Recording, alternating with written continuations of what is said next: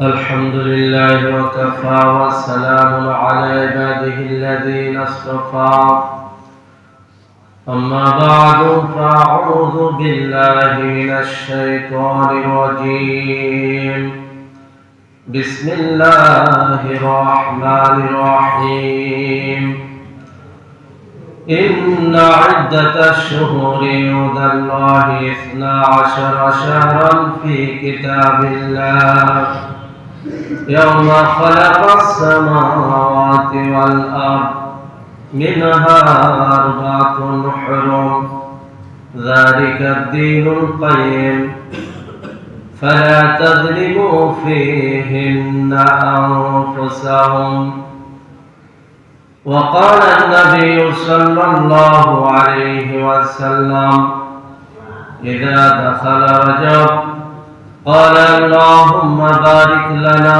في رجب وشعبان وبلغنا رمضان وقال الشاعر बागी दुनिया में ना होगा बागी दुनिया में ना होगा कोई मुझसे बदनसीब आए थे इस बागों में और खालिद हमारे चली आज कुछ कर लो मुशक्कत अमल के मैदानों में वरना शर्मिंदा रहोगे रोज़े इम्तिहान में दरजवानी तौबा करदान शिवाए पैगंबरी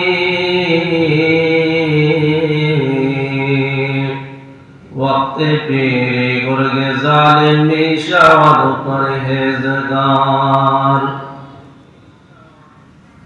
সম্মানিত উপস্থিত মুসল্লিয়ানে কেরাম মুরব্বিয়ানে ইজরাম সুধী মণ্ডলী ও দিনদার পরহেজগার মুসলিম ভাইরা আল্লাহ জাল্লা জালালুহু আম্মা নওয়ালুহু দরবারে লাখ কোটি শুকর যে মহান রব্বুল আলামিন মহামান্বিত মাস পবিত্র মাস রজব মাসের প্রথম জুমার নামাজ আদায়ের লক্ষ্যে দমিকাজি মসজিদে উপস্থিত হয়ে দিনের কিছু আলোচনা করার ও শোনার তৌফিক দান করলেন সেই মাবুদের দরবারে কালিমাতুশ শুকর আদায় করি আলহামদুলিল্লাহ। লক্ষ কোটি অগণিত দরুদ ও সালাম সর্বকালের সর্বশ্রেষ্ঠ মহামানব সাইয়্যিদুল আম্বিয়া ওয়াল মুরসালিন নবিকুল শিরবামণি শাফাআতের কান্ডারি নবী মুহাম্মদুর রাসূলুল্লাহর উপর তার সাথে আমরা সকলেই পড়ি সাল্লাল্লাহু আলাইহি ওয়াসাল্লাম। সম্মানিত উপস্থিতি, আজকে আপনাদের সম্মুখে পবিত্র রজব মাসের ফজিলত, রজব মাসের করণীয় বর্জনীয় সম্পর্কে আলোচনা করে ইনশাআল্লাহ বক্তৃতা শেষ করব। আমা তৌফিক ইল্লা বিল্লাহ ওয়া আলাইহি তাওয়াক্কালতু ওয়া ইলাইহি উনীব। রজব মাস হলো 12 মাসের মধ্যে একটি মহামান্বিত মাস, সম্মানিত মাস, বরকতপূর্ণ মাস, ফজিলতপূর্ণ মাস হলো রজব মাস। এই মাসে নবী আলাইহিস সালাতু ওয়াস সালাম বাইতুল্লাহ থেকে বাইতুল মাকদাস পর্যন্ত সফর করেছিলেন। বাইতুল মাকদাস থেকে দিদারে মাওলার জন্য মেরাজ সংগঠিত হয়েছিল এই রজব মাসে। এই রজব মাসে আল্লাহ রাব্বুল আলামিন উম্মতে মুহাম্মাদের উপর 5 ওয়াক্ত নামাজ ফরজ করেছিলেন। এই রজব মাসে হযরত নূহ আলাইহিস সালাতু ওয়াস সালাম 18,000 মখলুকাতের জোড়া জোড়া এবং যারা ঈমানদার তাদেরকে নিয়ে কিস্তিতে আরোহণ করেছিলেন। কুফরি শক্তি, বাতিল শক্তিকে আল্লাহ পাক ধ্বংস করেছিলেন এই রজব মাসের প্রথম তারিখে। এবং রজব মাসে নবী আলাইহিস সালাতু ওয়াস সালামের প্রিয় চাচা আবু তালেব দুনিয়া থেকে বিদায় নিয়েছিলেন। এর 5 দিন পর হুজুর সাল্লাল্লাহু আলাইহি ওয়াসাল্লামের প্রিয়তমা স্ত্রী খাদিজাতুল কুবরা রাদিয়াল্লাহু তাআলা আনহা এই রজব মাসে দুনিয়া থেকে বিদায় নিয়েছিলেন। এজন্য রজব মাস হলো একটি সম্মানিত মাস, মহামান্বিত মাস, বরকতপূর্ণ মাস, ফজিলতপূর্ণ মাস।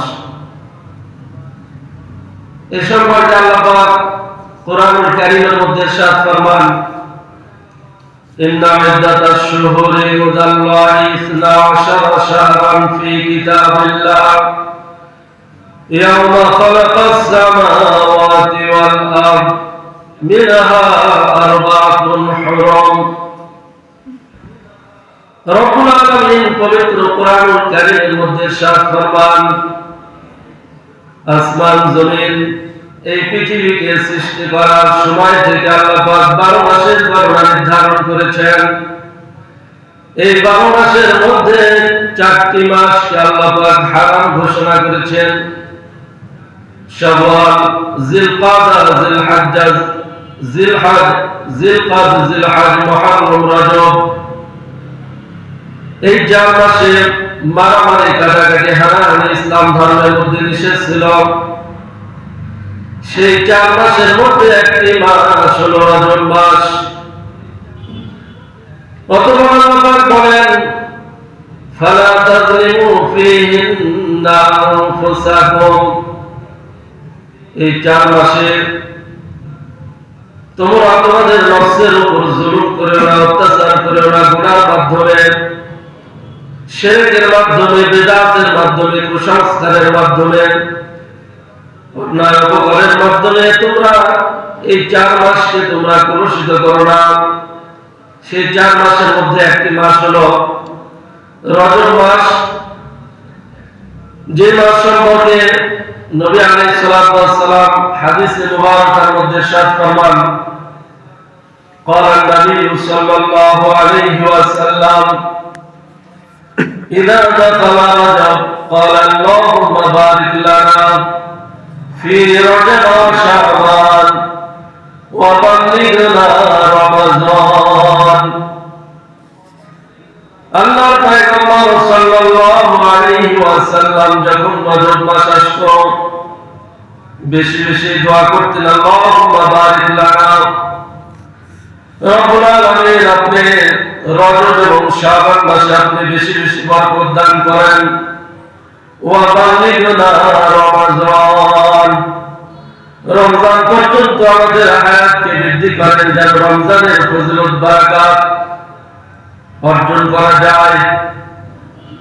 এজন্য হুজুর সাল্লাল্লাহু আলাইহি ওয়াসাল্লাম রমজান মাস আসার 2 মাস পূর্বে থেকে পবিত্র রমজান মুবারকের জন্য প্রস্তুতি গ্রহণ করতেন। যেমন অন্যান্য ইবাদতের পূর্বে প্রস্তুতি আছে, যারা হজে যান, হজে যাওয়ার আগে প্রস্তুতি হলো ভিসা করতে হয়, পাসপোর্ট করতে হয়, হজের কেনাকাটা করতে হয়, প্লেনের টিকিট কাটতে হয়, হজের জন্য ট্রেনিং করতে হয়, কিভাবে আমি হজ করব। হজের পূর্বে প্রস্তুতি আছে, নামাজের জন্য প্রস্তুতি, নামাজের পূর্বে ওযু করতে হয়, পবিত্রতা অর্জন করতে হয়। জুমার দিনের জন্য প্রস্তুতি আছে, জুমার আযানের পূর্বে গোসল করে জুমার জন্য প্রস্তুতি গ্রহণ করতে হয়। শীতকাল যখন আসে আমরা শীতের জন্য প্রস্তুতি গ্রহণ করি, শীতের পোশাক কেনাকাটা করি। যাকাত যখন ফরজ হয়, যাকাতের 1 বছর পূর্বে কোন দিন আমার নিসাব হলো, কোন দিন বছর হলো, যাকাতের জন্য আমরা প্রস্তুতি গ্রহণ করি। তদ্রূপ আল্লাহর পয়গম্বর সাল্লাল্লাহু আলাইহি ওয়াসাল্লাম রজব মাস আসলেই রমজানুল মুবারকের 2 মাস পূর্বে থেকে রমজানের জন্য প্রস্তুতি গ্রহণ করতেন। প্রাথমিকভাবে দোয়া করতেন, আল্লাহুম্মা বারিক লানা ফি রজব ওয়া শাবান ওয়া বাল্লিগনা রমাদান। এই দোয়া বেশি বেশি করতেন যে আল্লাহ রজব মাস এবং শাবান মাসে আপনি বরকত দান করেন, যাতে করে রজব মাসে বেশি বেশি ইবাদত করতে পারি, শাবান মাসে বেশি বেশি রোজা রেখে রমজান মাসে যেন রোজা রাখতে কষ্ট না হয়, জিকির করতে কষ্ট না হয়, কোরআন তেলাওয়াত করতে কষ্ট না হয়। এই জন্য হুজুর সাল্লাল্লাহু আলাইহি ওয়াসাল্লাম রমজান আসা 2 মাস পূর্ব থেকে নিজেও প্রস্তুতি গ্রহণ করতেন। কিয়ামত পর্যন্ত আনেওয়ালা উম্মত মুহাম্মাদীকে উদ্বুদ্ধ করেছেন, তোমরা এরকম রজব মাস আসলে এই দোয়া তোমরা বেশি বেশি করবে। এবং হুজুর সাল্লাল্লাহু আলাইহি ওয়াসাল্লাম ও বাল্লিগনা রমাদান, রমজান পর্যন্ত হায়াত বৃদ্ধির জন্য আল্লাহর কাছে দোয়া করেছেন। অন্য মাসে দোয়া করেন নাই, শুধু রজব এবং শাবান মাসে হায়াত বৃদ্ধি হওয়ার জন্য দোয়া করেছেন। এজন্য নেক আমল করলে আপনার আমার হায়াত বৃদ্ধি হয়। হাদিসের মধ্যে আছে, আমরা যখন নামাজ পড়ব না, খারাপ কাজ করব, আল্লাহ পাক হায়াতকে কমিয়ে দেন। আবার যখন আমি বেশি বেশি সালাত আদায় করব, দান খয়রাত করব, নেক আমল করব, আল্লাহ পাক আপনার আমার হায়াতকে বৃদ্ধি করবেন। এজন্য আজকে আমরা দুনিয়ার জন্য, আমার ব্যবসার পরিধি বৃদ্ধি করার জন্য আমি আল্লাহর কাছে দোয়া করি, আল্লাহ আমার 2টা তেলের পাম্প আছে, আরো একটা তেলের পাম্প যেন করতে পারি। মৃত্যু শয্যায় শায়িত, তার আশা আমার নাতির বউ দেখে যেন আমি মৃত্যুবরণ করতে পারি। দুনিয়ার আশা, দুনিয়ার জন্য আমরা আল্লাহর কাছে প্রার্থনা করি, আল্লাহ আমার কাছে দুনিয়ার কিছু আমার অপূর্ণতা আছে, এগুলো যেন পরিপূর্ণ করে আমি ইন্তেকাল করতে পারি। কিন্তু হুজুর সাল্লাল্লাহু আলাইহি ওয়াসাল্লাম তা করেন নাই। হুজুর সাল্লাল্লাহু আলাইহি ওয়াসাল্লাম দোয়া করেছেন, ওয়া বাল্লিগনা রমাদান, আল্লাহ আমাদের হায়াতকে আপনি রমজান পর্যন্ত বৃদ্ধি করেন। নেক আমলের জন্য হুজুর সাল্লাল্লাহু আলাইহি ওয়াসাল্লাম আল্লাহর কাছে প্রার্থনা করেছেন। কারণ হলো আল্লাহর পয়গম্বর বলেন, রজব মাস হলো আল্লাহর মাস, শাবান মাস হলো আমার মাস, আর রমজান মাস হলো আমার উম্মতের মাস।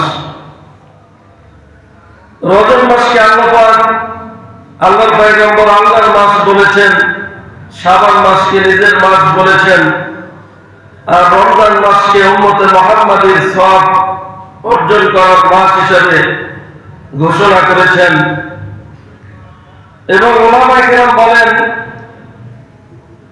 যে আমরা ধান কাটার পূর্বে বীজ বপন করি, এরপর সেখানে যেগুলো আগাছা আসে এগুলো পরিষ্কার করি, সেচ দিই, সার দিই। এরপরে যখন ধান পাকে তখন আমরা জমিন থেকে ফসল কেটে বাড়িতে আনি। হযরত উলামায়ে কেরাম বলেন রজব মাস হলো ইবাদতের বীজ বপনের মাস,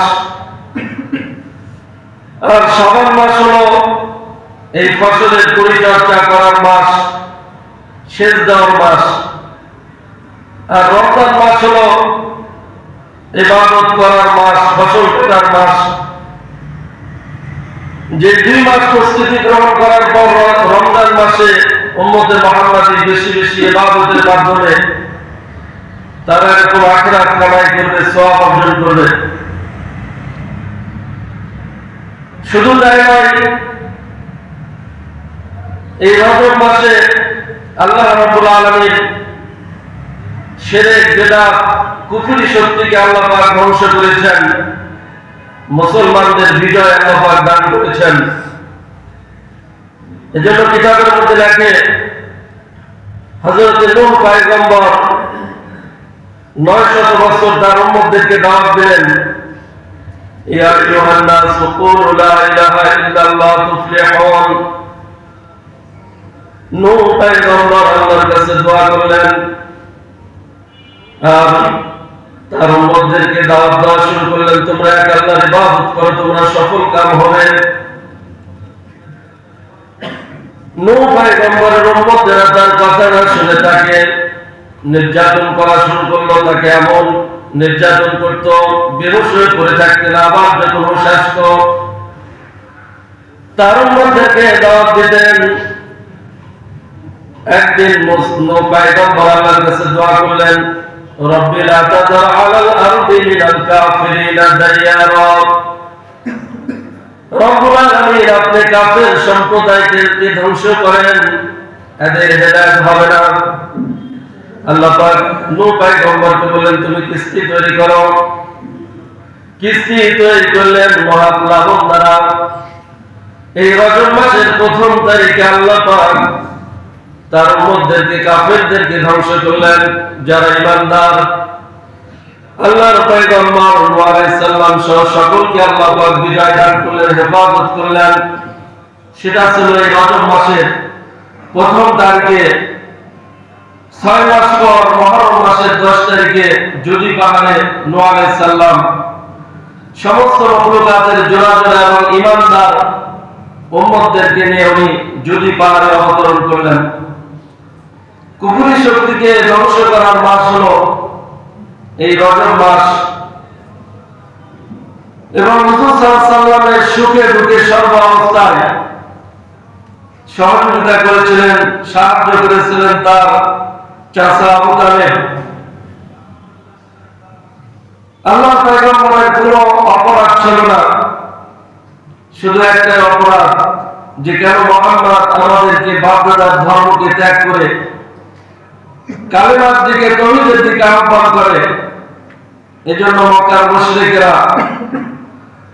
আল্লাহর পয়গম্বরকে এবং সাহাবায়ে কেরামদেরকে, সাথে আবু তালেব ছিল, সেভাবে আবু তালেবের 1 বছর নয়, 2 বছর নয়, 3 বছর তাদেরকে বয়কট করে রেখেছিল। তাদের সাথে বিবাহ সাথী, লেনদেন, ব্যবসা বাণিজ্য সব নিষিদ্ধ ছিল। 3 বছর পর যখন সেই বয়কট থেকে আল্লাহর পয়গম্বর, সাহাবায়ে কেরাম মুক্তি পেলেন, নবপ্রাপ্তির 10ম বছরে খাজা আবু তালেব, আল্লাহর পয়গম্বর তাকে বারবার বোঝালেন, চাচা আপনি লা ইলাহা ইল্লাল্লাহ মুহাম্মাদুর রাসূলুল্লাহ পড়েন। পরিশেষে বললেন, শুধু লা ইলাহা ইল্লাল্লাহ পড়েন, কিয়ামতের ময়দানে আমি সুপারিশ করে আপনার জন্য জান্নাতের ফয়সালা করব। কিন্তু আবু তালেব আল্লাহর পয়গম্বরের দাওয়াতকে গ্রহণ করলো না। আব্দুল মুত্তালিবের ধর্মের উপর সে দুনিয়া থেকে বিদায় নিল। হুজুর সাল্লাল্লাহু আলাইহি ওয়াসাল্লাম খুব ব্যথিত হলেন, চিন্তিত হলেন। এর 5 দিন পর রজব মাসে খাদিজাতুল কুবরা রাদিয়াল্লাহু তাআলা আনহা, যার জীবদ্দশায় হুজুর সাল্লাল্লাহু আলাইহি ওয়াসাল্লাম কোনো বিবাহ করেন নাই, এবং খাদিজাতুল কুবরা রাদিয়াল্লাহু তাআলা আনহা ইন্তিকালের পর হুজুর সাল্লাল্লাহু আলাইহি ওয়াসাল্লাম মাঝে মধ্যে জান্নাতুল মুআল্লা, মক্কাতুল মুকাররমায়, যেখানে খাদিজাতুল কুবরা রাদিয়াল্লাহু তাআলা আনহার কবর আছে, যারা আমাকে গিয়েছেন, জিয়ারত করেছেন, হুজুর সাল্লাল্লাহু আলাইহি ওয়াসাল্লাম রাতের অন্ধকারে তার বিবি খাদিজার জন্য কান্নাকাটি করতেন। সেই খাদিজাতুল কুবরা রাদিয়াল্লাহু তাআলা আনহা রজব মাসে খাজা আবু তালেবের 5 দিন পরে ইন্তেকাল করলেন। হুজুর সাল্লাল্লাহু আলাইহি ওয়াসাল্লাম চিন্তিত হলেন, হাতে কাবার মধ্যে বসে চিন্তা করতেছেন। এজন্য এই বছরকে ইয়াউমুল হুজুন বলা হয়, চিন্তার দিন, চিন্তার বছর। আল্লাহ পাক তার পয়গম্বরকে বললেন, হুয়াল্লাযী আরসালা রাসূলাহু বিল হুদা ওয়া দীনিল হাক্কি লিইযহিরাহু আলাদ দীনি কুল্লিহি ওয়া কাফা বিল্লাহি শাহীদা। আল্লাহ পাক বলেন, হে আমার পয়গম্বর, আপনাকে 2টি জিনিস দিয়ে আমি দুনিয়াতে প্রেরণ করেছি। 1 নম্বর হলো কোরআনুল কারীম, 2 নম্বর হলো ইসলাম ধর্ম।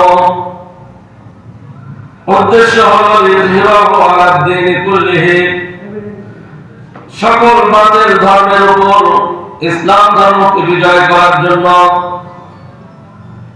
আমি আপনাকে দুনিয়াতে প্রেরণ করেছি। মানুষ কুল্লু নাফসিন যায়িকাতুল মাউত, সকলকে মৃত্যুর স্বাদ আস্বাদন করতে হবে। আপনিও একদিন দুনিয়ার মধ্যে থাকবেন না।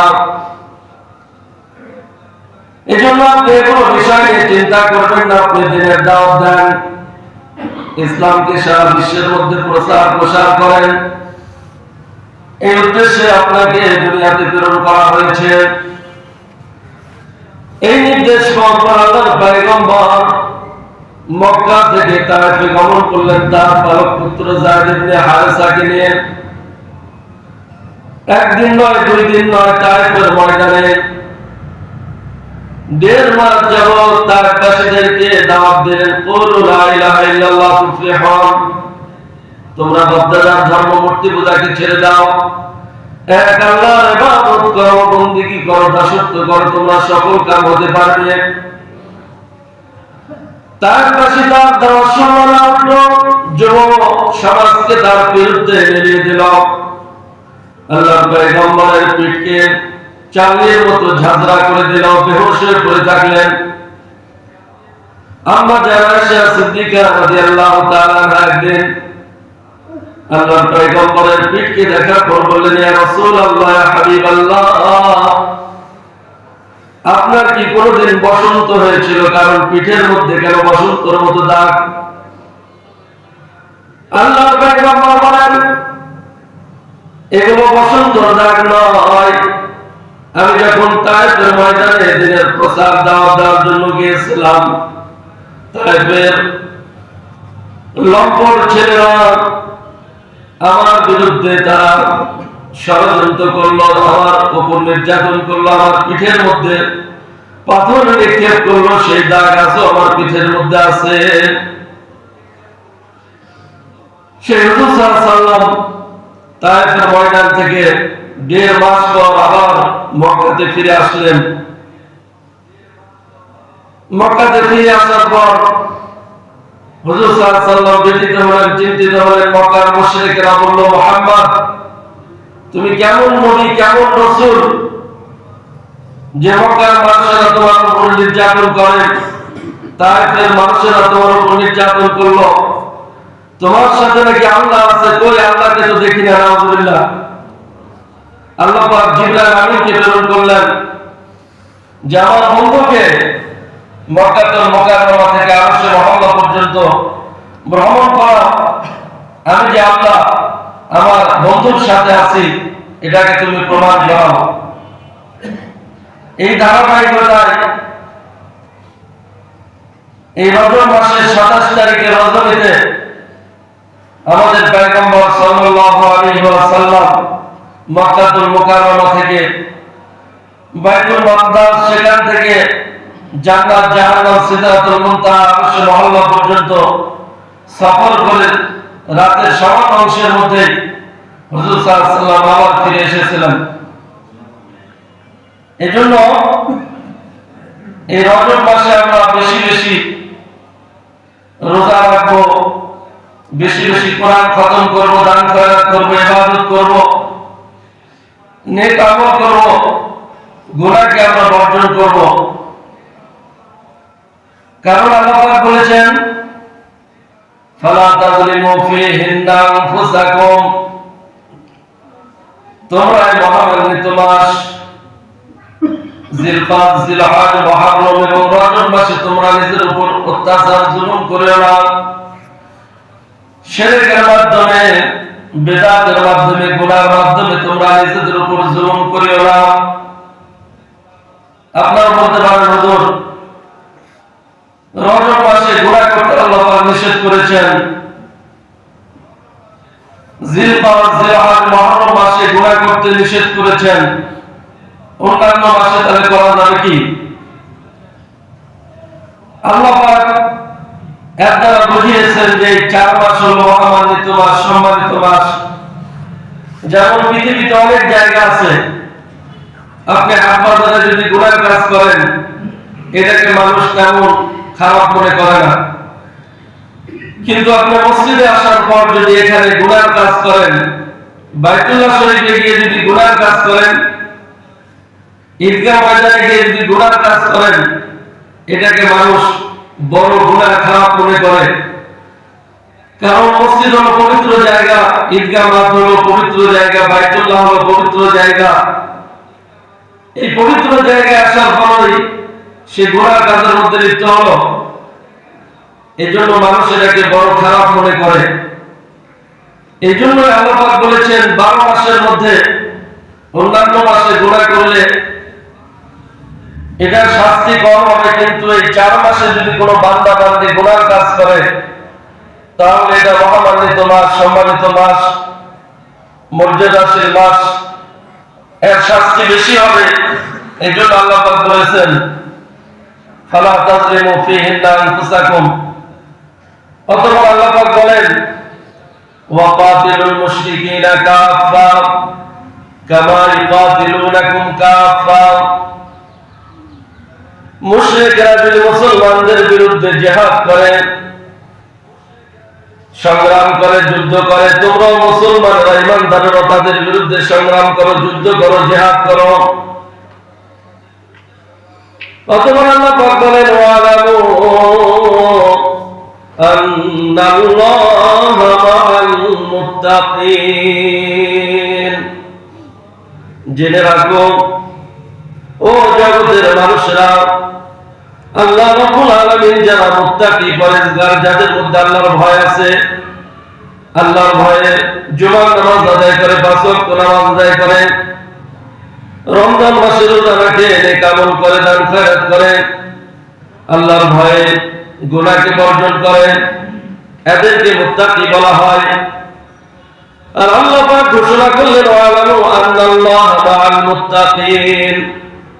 তোমরা জেনে রাখো আল্লাহ রাব্বুল আলামিন দুনিয়াতে যারা মুত্তাকি, যাদের অন্তরের মধ্যে আল্লাহর ভয় আছে, এদের সঙ্গে আল্লাহ পাক আছেন।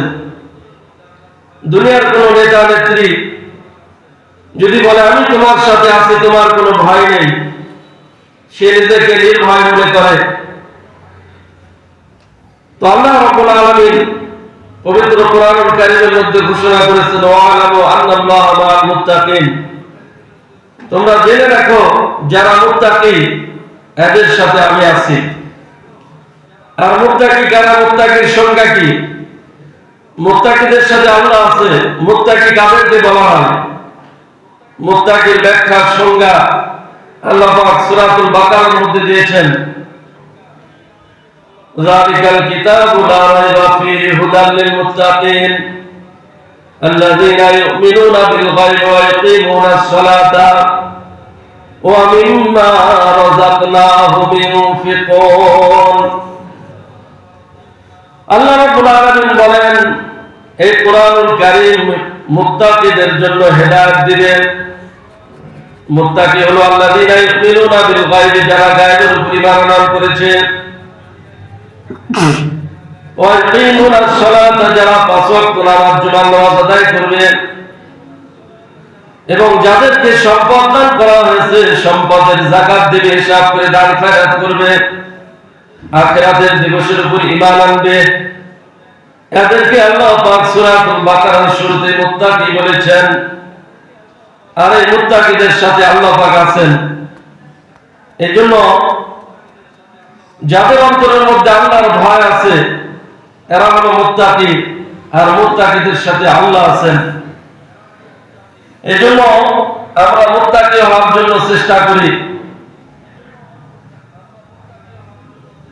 আমরা যত বেশি মুত্তাকি হব, পরহেজগার হব, তত আল্লাহর কাছে তত বেশি দাম হবে। কারণ আল্লাহ পাক বলেন ইন্না আকরামাকুম ইনদাল্লাহি আতকাকুম। আল্লাহর কাছে অতি প্রিয় বান্দা বান্দী ওই সমস্ত মানুষ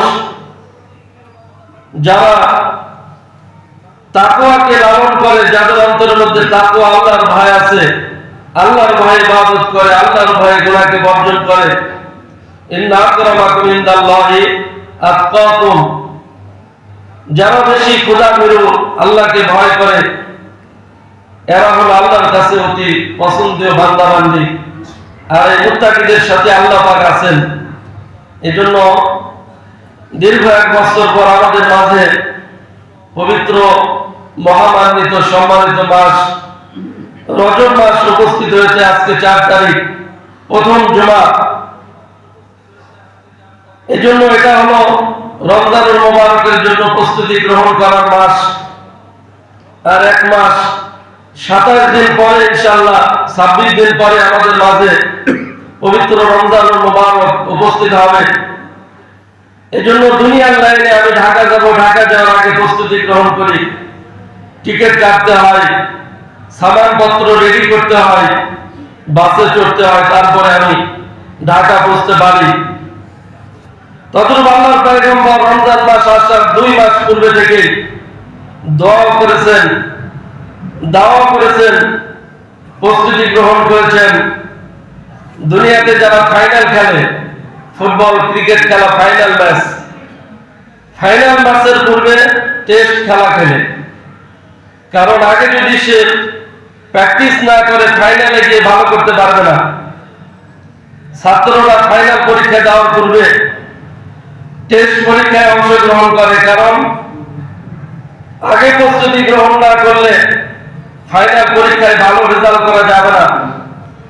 এই জন্য নবী আলাইহিস সালাতু ওয়াস সালাম রমজান মাস আমি রজব মাসে রোজা রাখলাম না, শাবান মাসে রোজা রাখলাম না, রজব শাবান মাসে আমি কোরআন তেলাওয়াত করলাম না, জিকির করলাম না, দান খয়রাত করলাম না, আল্লাহর কাজ করলাম না, গুনাহকে বর্জন করলাম না।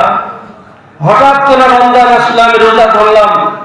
আমার জন্য রমজানে রোজা রাখা, কোরআন খতম করা, তারাবি পড়া, সেহরি ইফতারি খাওয়া, তাহাজ্জুদ পড়া এগুলো কষ্টদায়ক হবে।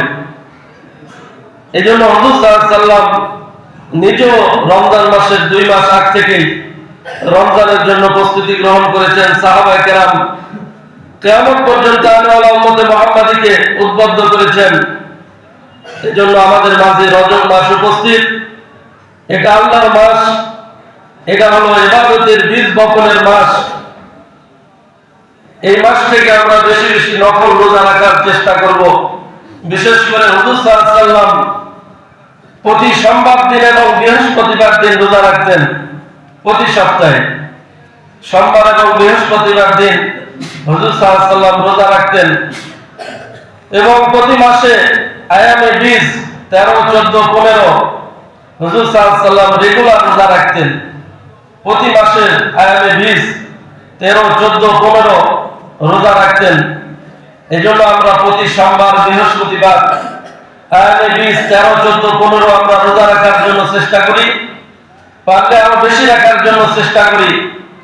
হুজুর সাল্লাল্লাহু আলাইহি ওয়াসাল্লাম বলেন যে রমজান মাসে তো পুরাই রোজা রাখতেন, কিন্তু শাবান মাসে আম্মা জানা আয়েশা সিদ্দিকা রাদিয়াল্লাহু তাআলা আনহা বলেন যে শাবান মাসে যখন হুজুর রোজা শুরু করতেন মনে হয় ভাঙবেন না, আবার ভাঙলে আবার শুরু করতেন না। এজন্য আমরা এই রজব এবং শাবান মাসে বেশি বেশি ইবাদতের অভ্যস্ত হই, সাথে সাথে আল্লাহর কাছে দোয়া করি, আল্লাহুম্মা বারিক লানা ফি রজব ওয়া শাবান ওয়া বাল্লিগনা রমাদান। রব্বুল আলামিন রজব এবং শাবান মাসে আপনি বরকত দান করেন। বরকত হলো ইবাদতের মধ্যে বরকত। আর রমজান পর্যন্ত আমাদের হায়াতকে আপনি বৃদ্ধি করেন। এজন্য ভালো কাজের জন্য আপনি আল্লাহর কাছে প্রার্থনা করতে পারেন যে আল্লাহ, সামনে রমজান শাবান মাস, আমরা যেন বেশি বেশি ইবাদত করতে পারি, এই জন্য আমাদের হায়াতকে বৃদ্ধি করেন। এই জন্য আমরা দোয়া করব। এবং সাথে সাথে হাদিসের মধ্যে আছে 5টি রাত্রিতে বান্দা যখন আল্লাহর কাছে প্রার্থনা করে, দোয়া করে, আল্লাহ পাক তার হাতকে ফিরিয়ে দেন না।